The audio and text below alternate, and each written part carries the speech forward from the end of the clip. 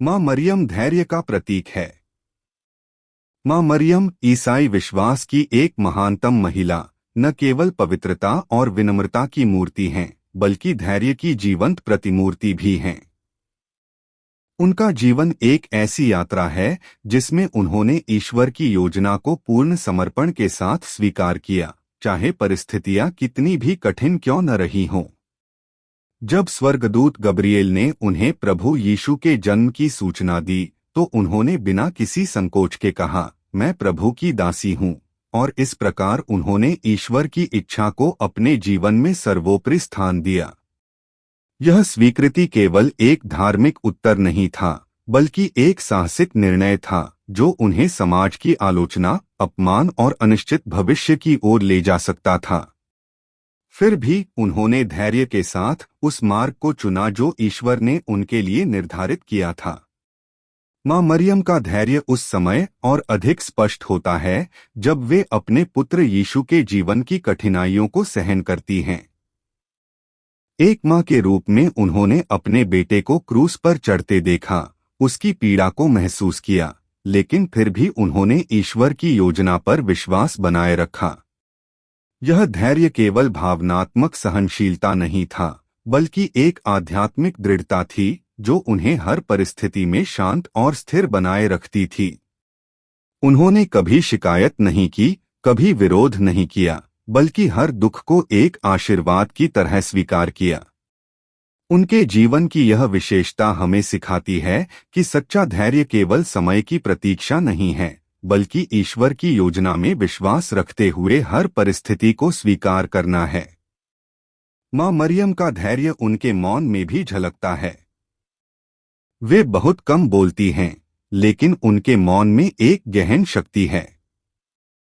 जब काना के विवाह में उन्होंने यीशु से पानी को दाखरस में बदलने का आग्रह किया, तो उन्होंने केवल इतना कहा, जो वह कहे वही करो। यह वाक्य उनके विश्वास और धैर्य का प्रतीक है। उन्होंने परिस्थिति को नियंत्रित करने की कोशिश नहीं की, बल्कि ईश्वर की इच्छा पर भरोसा किया। उनका यह मौन विश्वास हमें सिखाता है कि धैर्य का एक रूप मौन प्रतीक्षा भी है, जिसमें हम बिना शिकायत किए ईश्वर की कृपा की प्रतीक्षा करते हैं। धैर्य का एक और रूप माँ मरियम के जीवन में तब दिखाई देता है जब वे अपने पुत्र के शिष्यों के साथ प्रार्थना में लगी रहती हैं। यीशु के स्वर्गारोहण के बाद जब शिष्य भयभीत और भ्रमित थे, तब माँ मरियम उनके साथ प्रार्थना करती रहीं। उन्होंने उन्हें सांत्वना दी, उन्हें विश्वास दिलाया कि पवित्र आत्मा आएगा और उन्हें शक्ति देगा। यह धैर्य केवल व्यक्तिगत नहीं था, बल्कि सामूहिक भी था। उन्होंने दूसरों को भी धैर्य और विश्वास की ओर प्रेरित किया। यह गुण हमें सिखाता है कि सच्चा धैर्य केवल अपने लिए नहीं होता, बल्कि दूसरों को भी सहारा देने का माध्यम बनता है।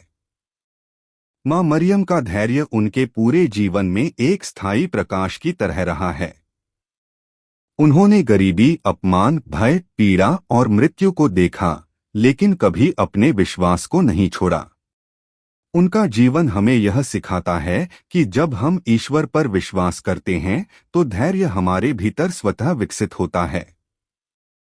यह धैर्य हमें कठिन समय में स्थिरता देता है, हमें आशा से भरता है और हमें ईश्वर की योजना को समझने में सहायता करता है।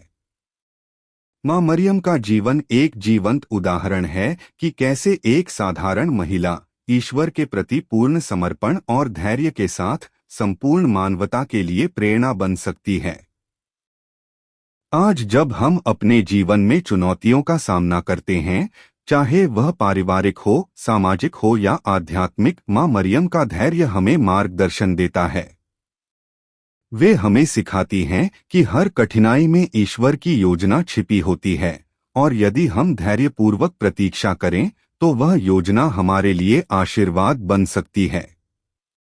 उनका जीवन हमें यह भी सिखाता है कि धैर्य केवल सहनशीलता नहीं है, बल्कि एक सक्रिय विश्वास है जो हमें हर परिस्थिति में ईश्वर के निकट बनाए रखता है।